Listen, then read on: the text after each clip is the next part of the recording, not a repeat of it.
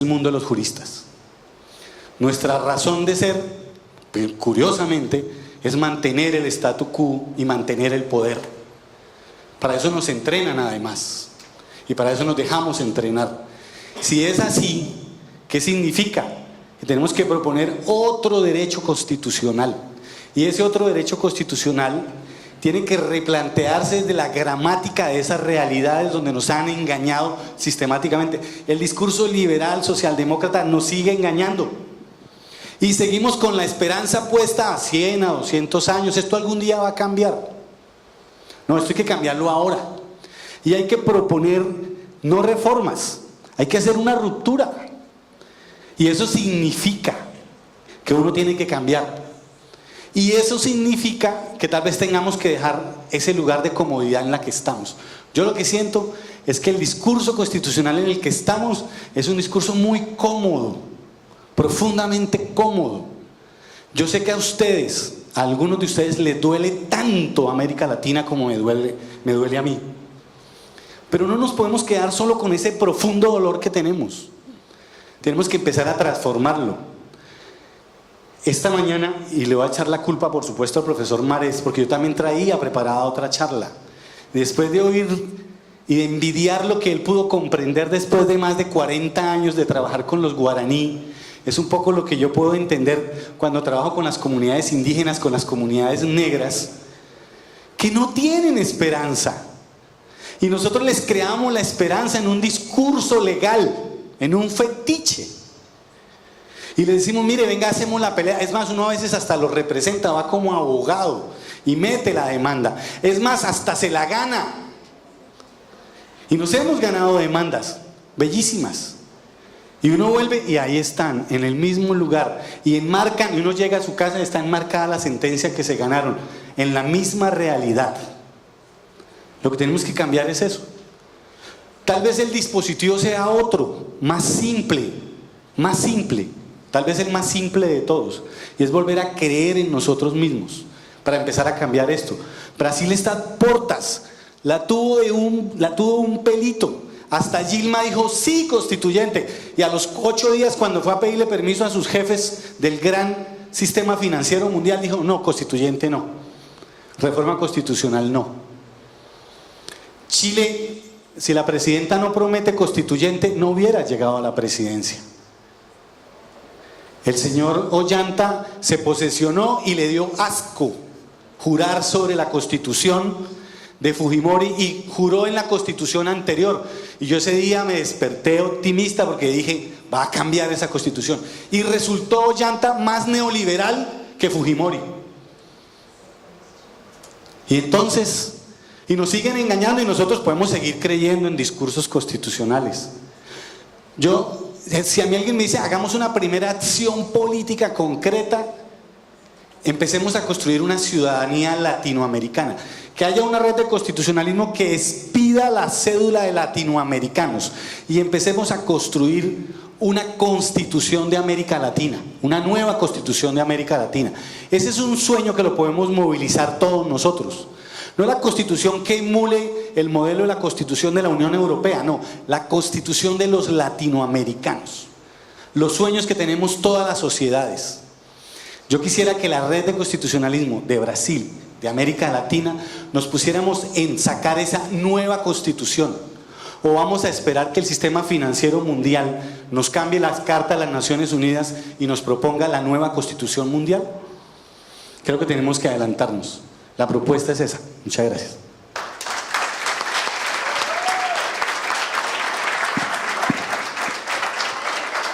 Oi? Aí entra eco. Não digo que eu fiquei mais tranquilo, mas eu fiquei mais animado. Professor, quer falar alguma coisa? Agora não. Bom, eu passo a palavra para o professor Alejandro. Bom.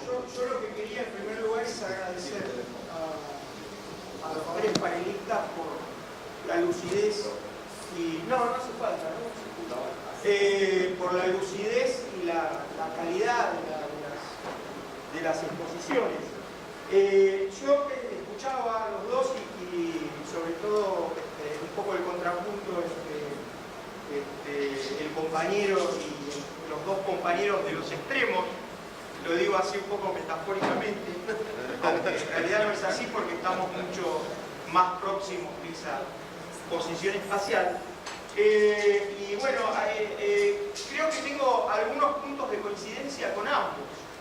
Yo en primer lugar digo, bueno, es muy claro que cuando venimos a hablar del constitucionalismo acá no queremos decir que una constitución sea una... Bueno, decía que, bueno, me siento un poco incómodo en realidad con esto, es más espontáneo así. Pero bueno, a pedido de Fernando, decía que un poco tengo puntos de contacto con las dos posiciones que pusieron especialmente Roberto y también el compañero Rosenberg. Pero cuando hablamos de constitución, yo apuntaba algunas cosas escuchándolo.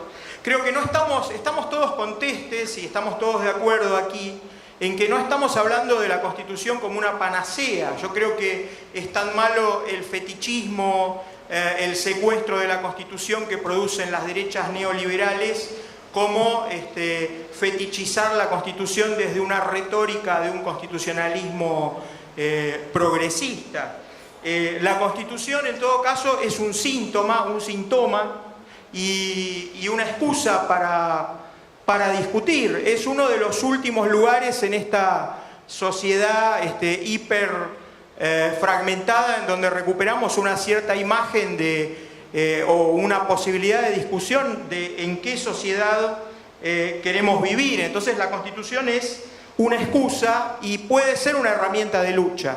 Al fin y al cabo no es lo mismo tener una constitución como la de Chile que tener una constitución como la que tiene Bolivia o la que tiene Ecuador. Yo quería decir también que un poco la realidad es, no existe per se, sino que es desde el contexto y la situación en que se la mire. La experiencia nuestra, yo diría en el cono sur, tal vez con la parcial excepción de Uruguay, es que procesos constituyentes democráticos, si los ha habido, han sido después desandados, como las decenas de enmiendas que la Constitución Federal de Brasil del 88 sufrió durante el periodo neoliberal de Fernando Henrique Cardoso, que terminó erosionando sus aspectos sociales, económicos más interesantes. O en Argentina, sin ir más lejos, nosotros hasta el año 94 tuvimos la restauración de una constitución del siglo XIX, la derogación por decreto del único proceso constituyente popular del siglo XX, y nuestra constitución actual es una mezcla de distintas capas geológicas del constitucionalismo con una pésima técnica constitucional que fue realizada en base a un acuerdo, primero secreto y después hecho público entre los dos partidos políticos mayoritarios, y que se abrió a algunas reformas suplementarias solamente por la presión de una movilización de la sociedad civil, de una movilización popular. Por supuesto que los procesos constituyentes de Venezuela, de Ecuador y de Bolivia no son procesos constituyentes perfectos, son procesos constituyentes donde ha habido también un movimiento de arriba hacia abajo, pero si yo lo comparo con la experiencia que tenemos en el Cono Sur, son profundamente mucho más democráticos. Primero porque expresan procesos previos, como decía Rosenberg, el momento preconstituyente de movilización popular y de generación de esperanza y de generación de un diseño de relación Estado-sociedad nuevo. En segundo lugar, el proceso constituyente, por supuesto, que tiene muchos altibajos y hay que analizar caso por caso, pero para nosotros en el Cono Sur hablar de un plebiscito de consulta para ver si hay constitucional, para ver si hay que hacer o no la reforma, hablar de asambleas constituyentes que están de alguna forma cercadas por una sociedad movilizada, o hablar de audiencias públicas durante el proceso de asamblea constituyente, y además después hablar de un plebiscito constitucional ratificatorio, es para nosotros en el Cono Sur algo totalmente inédito, y yo diría incluso en el constitucionalismo de los países que se jactan, digamos, de haber inventado el constitucionalismo social. Basta ver lo que contaba Roberto sobre la última enmienda constitucional en España, por un acuerdo de partidos. Por otra parte, yo quería decir una cosa. Es verdad que vivimos en sociedades hiperpresidencialistas. Me estás gargarelizando, ¿no? ¿Por qué, Roberto? Gerardo. Gerardo, Pisarello, Medici, son todos primos. Gargarino.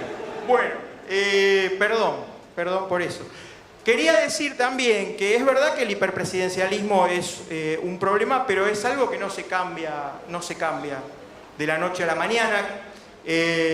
No es una cuestión solamente de diseños institucionales. Muchas veces cuando se critica el hiperpresidencialismo latinoamericano se proponen modelos de ingeniería constitucional comparada que son profundamente eurocéntricos, que no aportan alternativas reales, o en todo caso no se buscan las alternativas que yo creo entender el sentir o lo que quiso decir, el significado de lo que dijo el compañero, tienen que venir de abajo para arriba, no a partir de la discusión de modelos de parlamentarismo y cuestiones a los que son tan afectos nuestros constitucionalistas. Pero quiero señalar también, para matizar un poco, que tanto con todas las críticas que se les puede hacer por su personalismo y todo lo que se quiera, tanto Hugo Chávez como Evo Morales se sometieron a referéndums en los cuales se puso en juego su continuidad o no en la presidencia de sus respectivos países, presidencia que habían obtenido como emergentes de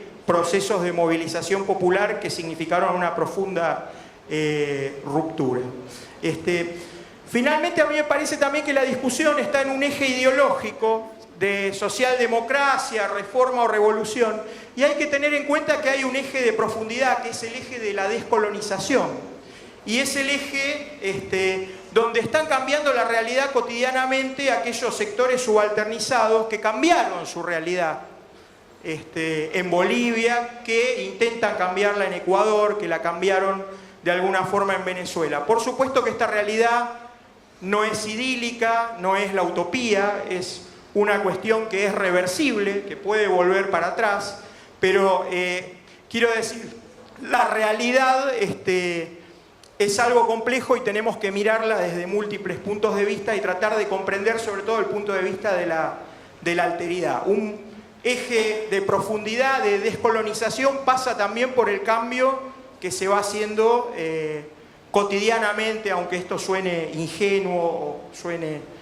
utópico. Bueno, yo no quería hacer un discurso, pero como me pusieron el micrófono, muchas gracias. Muchas gracias. Tem mais uma pergunta aqui. Vamos fazer todas as perguntas, porque nós temos terminar às 19 horas, porque vai ter, eu já vou fazer o anúncio aqui e depois passo para as outras perguntas, uma amostra de curtas, né, e audiovisual e arquitetura urbanismo, quer dizer, os cursos de cinema, audiovisual e arquitetura urbanismo convidam para a amostra de curtas, metragens, narrativas em trânsito, um debate sobre fronteira, território, relações étnico-sociais e gênero. Vai ser na Unila, Centro, Alameda Rui Ferreira, 164B, às 19h30. Então, vamos passar os curtas Apepu, Quilombo de São Miguel de Iguaçu, Linha Imaginária, Fronteira Brasil-Uruguai, Seguir Siendo, Província de Misiones, Argentina, Performing the Border, México e Rastros da Universidade Federal de Ouro Preto. Hoje às 19h30. Então, vamos fazer as perguntas todas e depois respondem e a gente encerra a mesa aí no máximo às 19 horas para dar tempo da gente chegar lá na mostra de curtas. Eu não sei se é perto daqui ou longe daqui. E aí, é perto? Ah, então até 19h10 dá, né? É isso, Tá bom. Pode?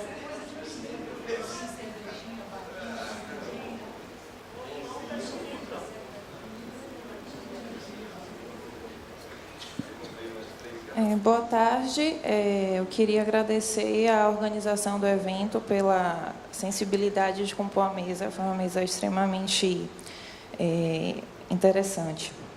Eu sou Gabriela, eu sou do NEP, do Núcleo de Estudos e Práticas Emancipatórias da UFSC, e terminei agora meu mestrado em Direito. E eu, para situar, contextualizar a nossa conversa, eu me apresento porque eu sou historiadora do direito. E como historiadora do direito, eu tenho um olhar para esse tema que eu não acho que seja tão compartilhado.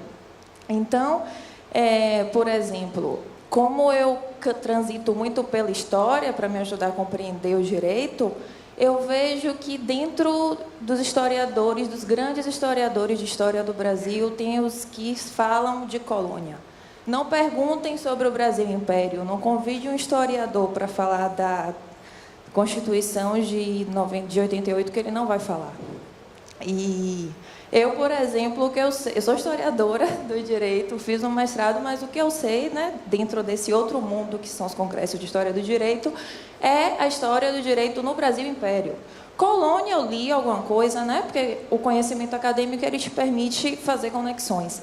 E eu estou trazendo isso porque me parece extremamente importante que a gente dê nome aos bois. América Latina é um conceito vazio. Bolívia não é Venezuela, não é Equador, e isso é muito diferente de um lugar para o outro. Na minha pouca leitura também sobre o novo constitucionalismo, porque, né, como na minha pesquisa eu me vejo como a minha capacidade é restrita, eu me situo, eu conheço muito o caso da Bolívia. E dentro da Bolívia, especificamente a questão dos afro-bolivianos. E até na Constituição da Bolívia, que assim, o professor falou aqui que uma das características desse movimento do novo constitucionalismo é os processos das assembleias constituintes democráticas e participativas. A lei que convoca a Constituinte na Bolívia em 2006, ela coloca requisitos para participar da Assembleia Constituinte. E, por exemplo, os afro-bolivianos não puderam participar com representante próprio. Por quê? Porque uma das exigências era que tivesse representação política, de partido político. E por que isso acontece? Porque a lei existe dentro de um cenário da democracia. A democracia tem limites. Então, eu coloco isso porque acho que, já que é para questionar, vamos questionar a fundo. O professor pode falar melhor do que eu, assim, muito humildemente eu coloco a minha leitura do que eu vivi e senti do processo da Bolívia. Até hoje, os afro-bolivianos lutam para se reconhecer. Eles saem com faixa na rua dizendo: nós também somos bolivianos. E eu acho que isso é muito grave, porque quando a gente fala, por exemplo, a questão da palavra esperança, assim, foi muito feliz que o professor nos brindou com essa palavra, né, nesse momento de tanta dor como que a gente está vivendo, né, nesse compartilhar de anseios e sonhos e desejos acadêmicos. Só que a gente precisa lembrar que, claro, não se pode negar que as leis são frutos de luta. Só que luta na vida social é vida, é sangue derramado. Para a gente conseguir aprovar uma lei, é muito sangue derramado. O Brasil passou um século com a escravidão, sendo que a primeira lei importante do Brasil com a Inglaterra era de 1806. A gente sabe viver enrolando, a gente sabe dar os anéis para não perder os dedos. Até a Bolívia, que não tem uma história de escravidão conhecida na América Latina, teve 2 leis de escravidão negra que não foram cumpridas. Demorou também muito tempo. E por que isso? Por que isso? Porque o delírio das minas de Potosí, se eles pudessem trazer até ET para explorar a mina, eles traziam. Isso é a lógica da dominação. Então, o que eu queria que a gente repensasse aqui é essa questão Eu considero que esse é um momento privilegiado que a gente está tendo, que a gente está pensando sobre o movimento que está acontecendo agora, e isso é muito difícil, porque é dinâmico, porque a historicidade, né, impõe essa dinâmica, a gente não consegue estar ao tanto de tudo. Mas, assim, a gente tem que se constituir também, eu acho, pensar metodologicamente o que é esse novo campo de estudo que nos reúne aqui. Isso não é um congresso de direito ambiental, de direito administrativo, que uma pessoa vai meio que já sabendo o que vai encontrar. Então, eu acho que a gente que está criando esse novo campo, a gente tem que se impor a tarefa mesmo de pensar em metodologias para estudar nosso tema, qual é a melhor metodologia. Vamos pensar em fonte. Eu trabalho com fonte do século XIX, não sei falar de história, não sei falar de uma realidade sem fonte. Vamos pautar o que é que deve ser fonte. Fonte, na nossa categoria, é ler Constituição? É ler Constituição, fonte? Vamos ler a lei. Se a gente estuda a lei a história do Brasil, eles não falam de escravo. Tipo, você lê a Constituição, você não sabe que existe escravidão. Então, só por esse perfil de historiadora que me persegue, eu queria fazer essas contribuições. Obrigada. Muito obrigado. Mais alguém? Delze, depois... Bem, eu confesso que eu me senti bem mais contemplada nessa mesa aqui agora, porque eu sou do grupo dos pessimistas, né, professor Zé Luiz? E diz que os otimistas são os pessimistas mal informados, né? Mas, brincadeira à parte, eu achei interessante, queria cumprimentar muito, né, a fala instigou realmente, a gente fica meio paralisado, né? E eu sou uma advogada popular que atua muito com os movimentos sem terra no Brasil e com as lutas hoje por moradia. E o que a gente vê é só tragédia. E quando aqui de manhã a gente é convidado, né, com todo respeito, não é desqualificando, mas parece que a gente volta para o mito do bom selvagem, né? E quando eu penso os mitos modernos que eu trabalhei na minha tese de doutorado, o professor Zé Luiz foi meu orientador, nós estamos falando de rupturas. E aí, como todo ocidental tem que conhecer a Bíblia, lembra lá quando Jesus chegou para os apóstolos e disse: eu vou para Jerusalém. E Pedro amarelou e diz: não vai não, vão te matar. Ele sai, Satanás, né? E nós temos medo de ir para Jerusalém. E quando esfacela o socialismo real, nós estamos nos apegando, né, até o mito do bom selvagem de novo. Só que nós estamos esquecendo a tragédia hoje das metrópoles, gente, que as pessoas estão sendo tratadas pior do que bicho, né? Não, com todo respeito aos bichos que vão nos voltar às nossas origens. Mas eu estava dizendo da minha tese, professor Zé Luiz, por exemplo, a questão do mito do desenvolvimento, quando você coloca na Constituição do Equador, quando vai se tratar, por exemplo, de paralisar a mineração, não, peraí, agora nós vamos nos salvar exatamente com o dinheiro que vem da exploração minerária. Olha a questão do pré-sal no Brasil, gente. O pré-sal agora vai nos salvar, né?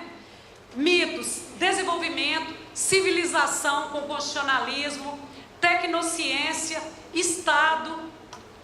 Então, se nós não rompemos, a pergunta que eu quero colocar para a mesa e que eu respeito tanto, será que sem romper com esses mitos, nós de fato vamos fazer ruptura? Vamos para Jerusalém, né, gente? Muito obrigado. Tem mais 3 inscritos, depois a gente termina, mas está animadíssimo, né? Depois o professor, professora, e aí nós encerramos as perguntas e passo para a mesa responder e já dar as palavras finais e tudo. Tá? Bem, muito boa tarde. Dialogando sobre o tema, eu acho que a gente tem que trazer uma questão que é do nosso momento, né, e romper com aquela característica do saber moderno e do próprio saber jurídico moderno, que é a falta de contexto. Um saber descontextualizado e, nessa condição, um saber que é ilhado da realidade. E, no Brasil, nós estamos discutindo concretamente uma proposta que os movimentos sociais encampam, que é de uma constituinte exclusiva para a reforma política. Porque esse conjunto de movimentos considera que a reforma política é a reforma das reformas. Eu até provoco o companheiro Emiliano, que está nesse processo aí bem mais afundado do que eu só comento, ele está participando efetivamente da organização disso. E o resultado do plebiscito foi muito positivo, acho que 7 milhões, 8 milhões de votantes, algo assim, e nos coloca a questão de saber se de fato essa seria uma via adequada. Eu já me manifestei publicamente, inclusive no sentido de que eu acho que, ainda que eu não tenha opinião formada se é a via adequada ou não, eu acho que a questão nos revela um fundamento da nossa prática. E que fundamento seria esse? O nosso aprisionamento ainda no conceito de Constituição formal. Da direita para a esquerda, nós compartilhamos uma crença na Constituição enquanto Constituição formal, ou seja, a Constituição que está no papel, e ignoramos que talvez a Constituição seja uma prática, um conjunto de relações sociais que se desenvolvem e que está latente ou se processando a todo momento. De forma que, talvez rompendo com a perspectiva de Constituição formal, a gente rompa com a necessidade de afirmação de uma teoria do poder mágico constituinte como um momento fundante e considerando que essa teoria foi na modernidade aprisionada pelo conceito estatal e formal de Constituição, né? Talvez isso faça com que esses próximos meses se liberem da necessidade de fazer um procedimento dessa natureza, porque acho que não é uma nova Constituição, no sentido que o Rosenberg apresentou, se é que eu interpretei corretamente, um decreto da presidente que vai garantir participação, que vai garantir práticas democráticas. Ou seja, não é legislação formal que vai fazer isso, são práticas políticas que até o momento não são efetivamente democráticas, né? Então nós estamos aí aprisionados nesse conceito e eu acho que discutir esse conceito vai ser importante para os nossos próximos passos, no Brasil ou fora dele, sobre o que fazer com o constitucionalismo democrático. E também manifesto no sentido de que penso que a discussão do constitucionalismo democrático não é matéria exclusiva para constitucionalistas, né? Porque se eu estou falando de práticas políticas, né, e eu penso que o povo brasileiro hoje ele tem uma dificuldade congênita, não sei congênita, mas prática de participação, porque eu estou falando de uma população trabalhadora precarizada do ponto de vista juslaboral, que trabalha a maior parte do seu tempo, que sequer tem tempo de pensar ou tem condições de efetivamente participar. Então, a reforma política, ela pressupõe reformas outras, né? Reforma no sistema econômico. Se as cidades são um grande problema, isso implica que nós tenhamos que fazer reforma agrária para que as pessoas não necessitem viver de forma precarizada nos grandes centros e possam produzir seu próprio alimento. Então, é um conjunto de coisas que os constitucionalistas, com a formação que constitucionalistas têm, que é a formação jurídica moderna, não dão conta de responder. Então, aqui eu quero estabelecer esse diálogo com a mesa para que a gente pense essas e outras questões e pense também esses nossos vícios congênitos de formação do jurista moderno. Obrigado. Obrigado, Vitor.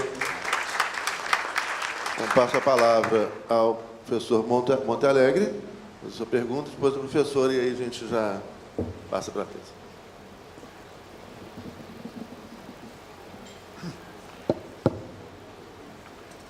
Bueno, yo pienso que este problema planteado por los compañeros es muy complejo. Si fuera sencillo, ya lo hubiéramos resuelto hace mucho tiempo. Pero resulta que es complejísimo.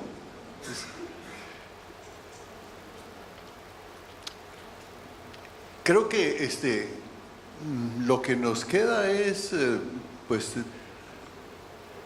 poner mucha atención en esos procesos, tratar de comprender y proceder en la forma que a mí me parece más natural, que es comunicar. Tenemos que comunicar al pueblo por los medios que podamos hacer cuál es la situación en que se encuentra. Si el pueblo llega a entender la realidad que lo rodea, posiblemente hemos dado el paso más importante. El gran problema es que la población del mundo empobrecida no tiene ninguna posibilidad de entender qué es lo que le ocurre. Yo veo la salida como una gran actividad educativa, como un esfuerzo permanente, inclaudicable de las élites de la izquierda por ensanchar la conciencia democrática de los pueblos. Y pienso que eso es enormemente difícil, delicadísimo, con muchísimos riesgos, pero no hay otro camino que sembrar abajo. La cosecha vendrá muy despacio. Yo he pensado que se parece un poco a la construcción de las catedrales góticas en la Edad Media. Los canteros y los albañiles trabajaban toda su vida y no veían la catedral todavía. Las nuevas generaciones iban poniendo, pero tal vez sea muy exagerado hablar de muchos siglos, pero evidentemente nosotros este problema no lo vamos a resolver definitivamente. Vamos a tener todas esas marchas y contramarchas que nos desaniman, porque de pronto nos ilusionamos. Está Correa y decimos, qué estupendo, pero Correa tiene tremendas limitaciones y tremendos peligros. Eso hay que reconocerlo. ¿Y por qué? Porque hay una base en el Ecuador que es admirable en cierto modo, pero también es manipulable. Y el hombre tiene la tentación de mandar, de continuar mandando sobre esa gente. Y ha dado muestras de que no está dispuesto, por ejemplo, a escuchar a todas las fuerzas que en este momento están demandándole cosas importantísimas. El tema del extractivismo es un tema que, en mi criterio, él tenía que haberlo manejado de otra manera, ¿verdad? Y se está lanzando en una dirección que es peligrosa, es una dirección autoritaria, ¿verdad? Para hablar de Correa, creo que tomamos cada caso, vamos a tener ese problema. En mi criterio es el gran problema del capitalismo. El capitalismo ha destruido la base popular que podría, digamos así, crear democracia. El capitalismo desmoviliza y produce ignorancia en la persona dominada. ¿Cómo reconstruir ese camino y volver a darle conciencia democrática a toda esa gente? Es un camino larguísimo. Bueno, creo que lo mejor que tenemos que hacer es saberlo, tomar conciencia de eso y trabajar fuerte, pero con mucha paciencia.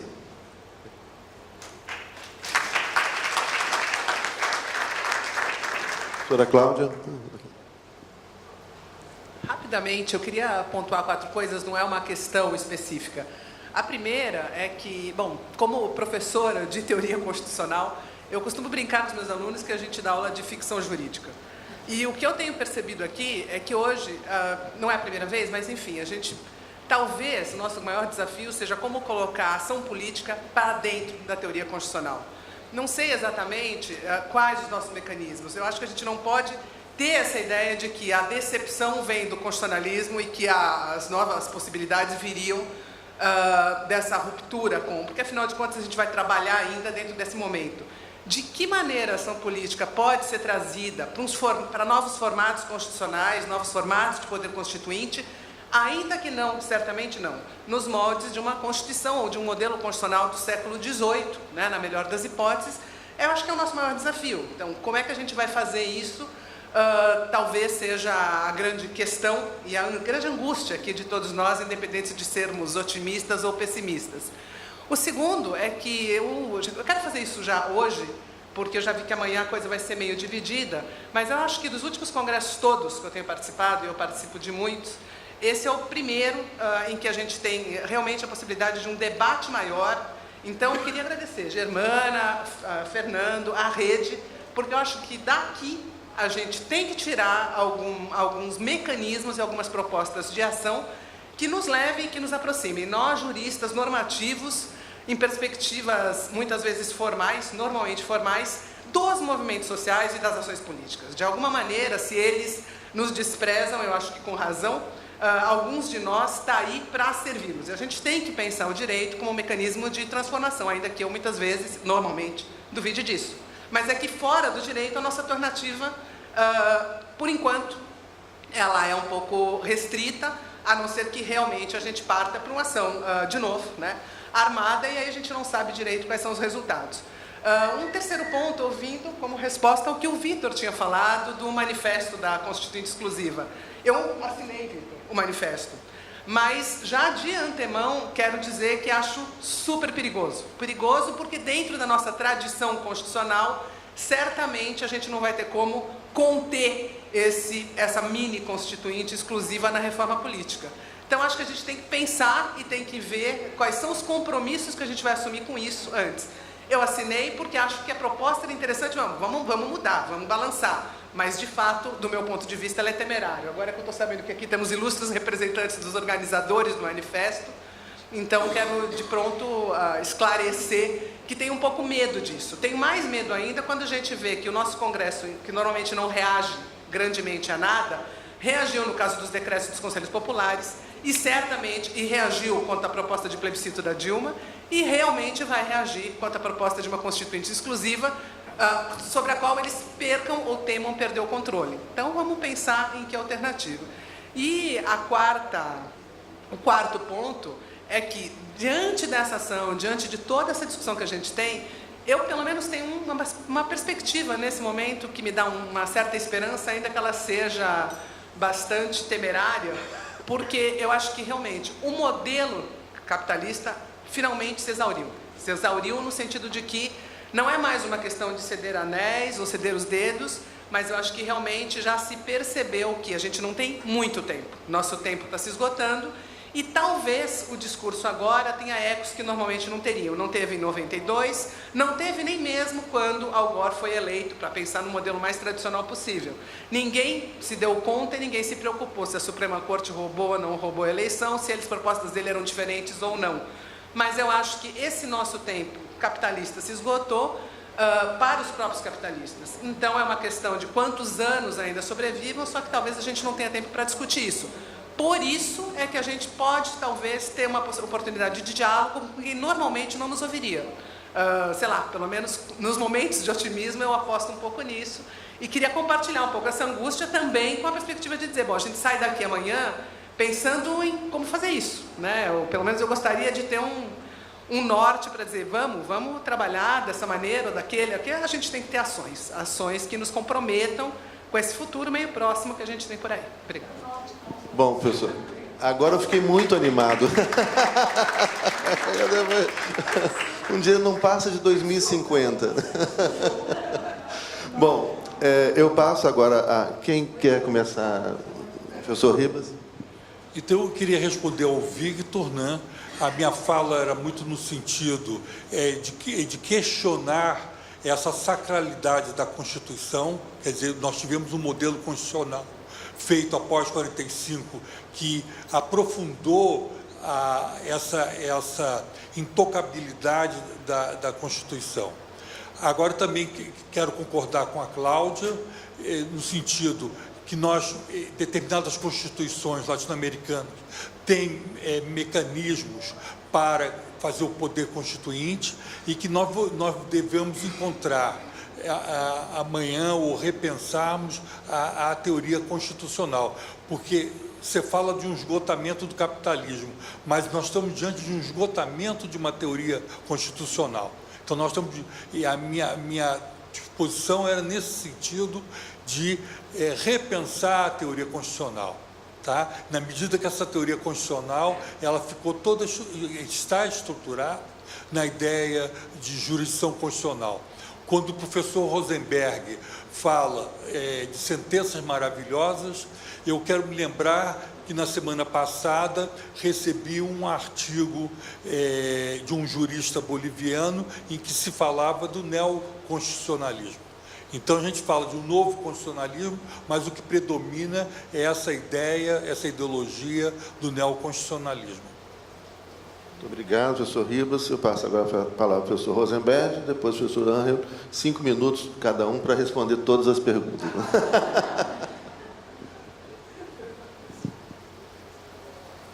Yo estaba pensando que no voy a poder responderlas todas, entonces tal vez no responda ninguna, pero en Colombia la Corte Constitucional se inventó una figura que a mí me parece muy interesante. La llama estado de cosas inconstitucional. creación típicamente colombiana. Eso y la cumbia se parecen. Es la mejor forma de mover la cadera para sacarle el rabo a todo. Entonces, cuando se toca el tope final de que se ve que evidentemente el Estado social no existe y la Corte lo encuentra en sala plena, dicen, esto es un estado de cosas inconstitucional. Raquel fue a Colombia, hizo un estudio por allá en el año 1997 sobre la situación de las personas privadas de la libertad en Colombia y descubrieron que en Colombia teníamos una sobrepoblación carcelaria en ese estudio del 180%. La Corte Constitucional en el año 1998 habla de ese estado de cosas inconstitucional de las personas privadas de la libertad. Hacemos seguimiento a ese estado de cosas inconstitucional y ya no es del 180%, sino del 1800%.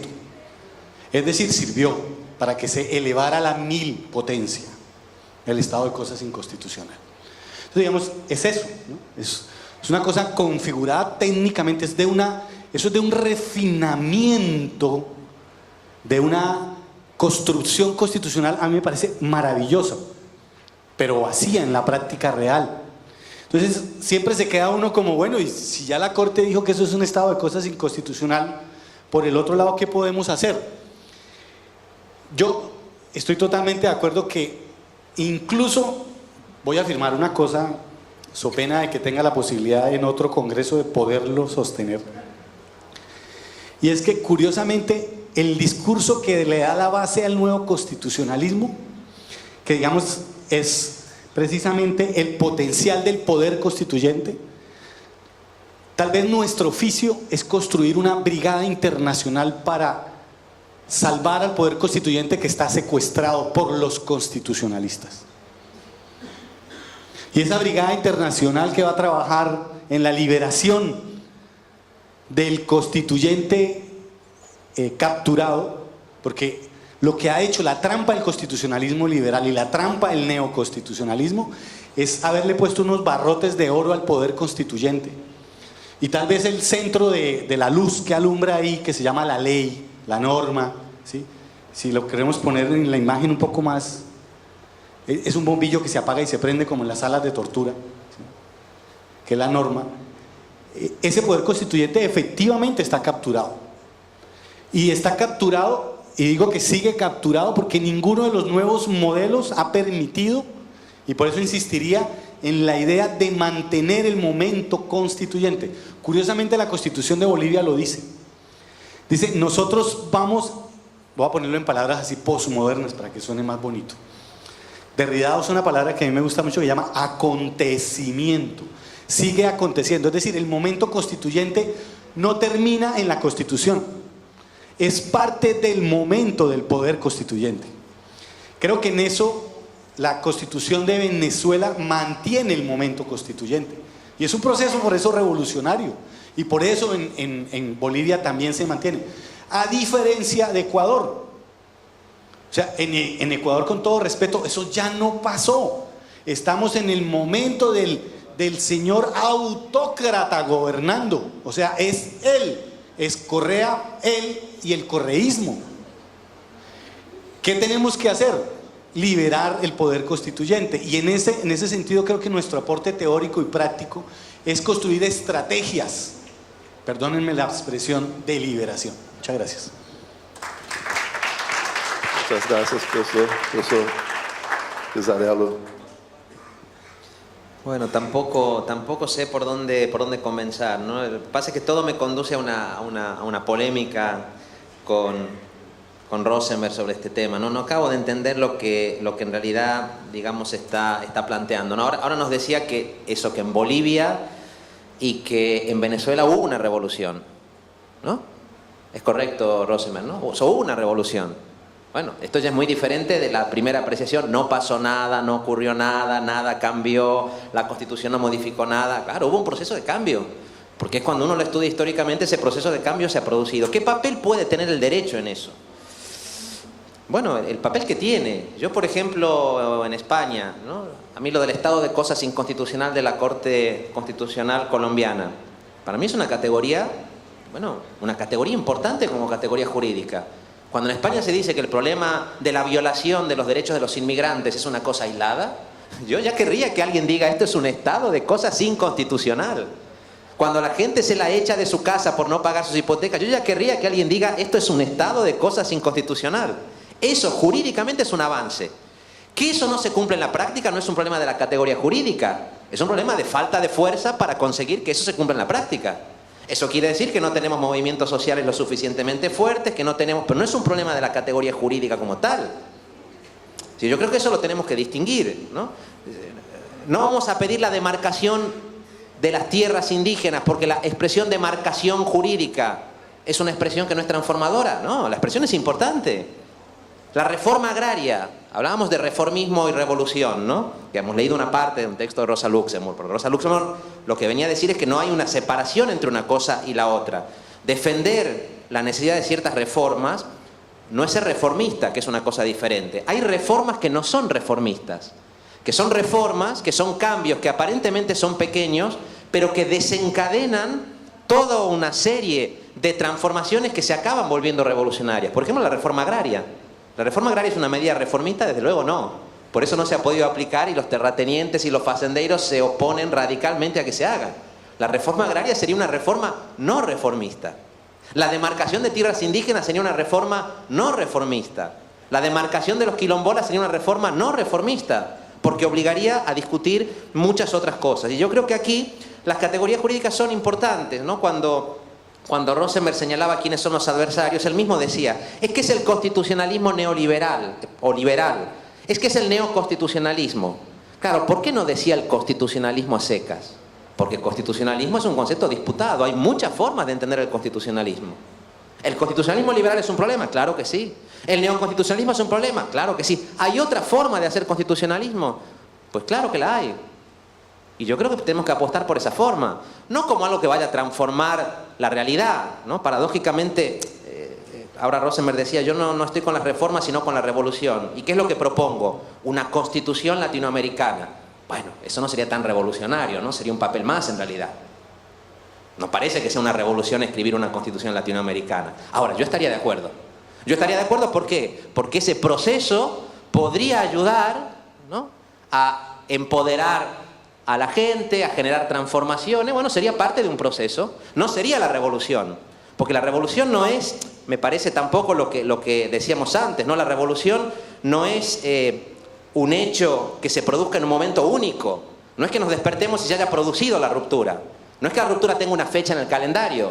Se produce la ruptura y al día siguiente el mundo ha cambiado radicalmente. No. Las revoluciones son el producto de un conjunto de rupturas en el tiempo, de rupturas, de reformas, de acuerdos, de conflictos, de formas de lucha. Eso los historiadores lo saben bien. Había un historiador norteamericano, James Sinclair, que se pasó 20 años en Bolivia, 20 años estudiando archivos, estudiando las fuentes, y una cosa que descubrió es que las comunidades indígenas aymaras conocían muy bien el derecho romano de los conquistadores y lo utilizaban para litigar. Lo utilizaban para litigar. A veces perdían, muchas, y a veces ganaban. Y mientras litigaban, a veces se organizaban y se armaban para resistir de manera armada al imperio, pero utilizaban todas las estrategias. Y la jurídica era una de esas. Y eso nos lo muestra la historia. Eso nos lo muestra la historia. Y por lo tanto yo creo que aquí también hay un reto. Uno de los grandes problemas, me parece, del derecho es que el derecho como disciplina sea una disciplina tan formalista, ¿no? Por tanto yo rescato esa importancia de la historia, que es la que nos permite saber, por ejemplo, que las comunidades afrobolivianas fueron excluidas del proceso constituyente. Necesitamos que la historia nos diga eso, pero necesitamos que nos diga que muchas mujeres aymaras pudieron participar cuando no participaban antes. No podemos hablar de una cosa sin la otra. Es cómo hacemos esa historia que dé cuenta de todos esos elementos al mismo tiempo. Porque las luchas son sangre, estoy de acuerdo, pero muchas veces las luchas son canto, las luchas son baile, las luchas son... Eso también es la lucha. Y eso también consigue cosas. No solo la sangre también, pero no solo la sangre. Por lo tanto, yo aquí creo que tenemos como un desafío muy importante y la historia tiene un gran papel. ¿Cuándo vamos a escribir la historia del constitucionalismo latinoamericano? ¿Se puede escribir? Yo creo que los juristas no están preparados para hacerlo, pero ¿y los historiadores? ¿Cómo se escribe una historia de América Latina? ¿Existe América Latina como concepto histórico, historiográfico? ¿Podemos hacer esa historia? de los pueblos latinoamericanos, que no sea simplemente la historia de Bolivia o de Venezuela o de Ecuador o de los pueblos que... Ahí tenemos un gran desafío, que me parece, digamos, que es una cosa complicada, pero que tiene todo el sentido del mundo hacerlo. Y yo creo que ahí, con eso acabo, los juristas tenemos un papel.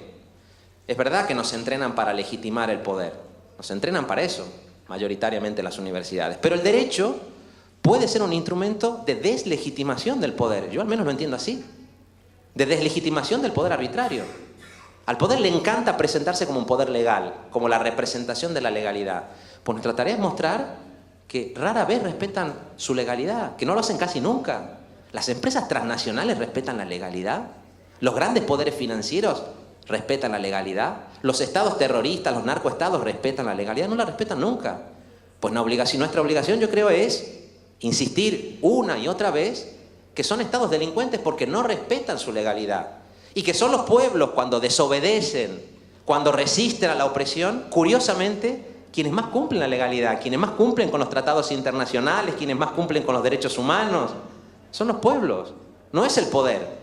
Y creo que esa tarea que tenemos como juristas es una tarea modesta, pero es una tarea importante, la tarea de la deslegitimación del poder. Hay muchos juristas que no lo piensan así, pero yo creo que esta tarea es una tarea que nosotros tenemos que hacer y buscar crear, junto con los pueblos, nuevas formas de legalidad. Nuevas formas de legalidad que se han creado. Los procesos constituyentes también sirven para eso, para crear nuevas formas de legalidad.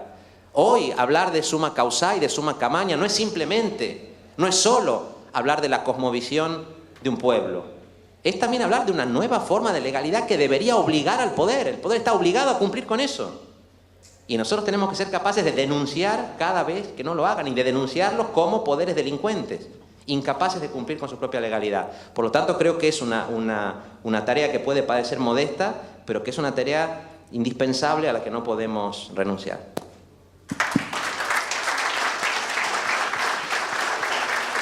Bom, muito obrigado, foi uma honra participar desse debate. Acho que foi um dia muito produtivo e agora eu tenho que passar o bastão, né, do pai. Não, quebra tudo. Um bastão. A professora Cristina Zucchi. Professora Cristina Zucchi, professora de Direito Constitucional da PUC São Paulo e representante na América Latina e no Caribe da Associação Internacional das Mulheres Juízas.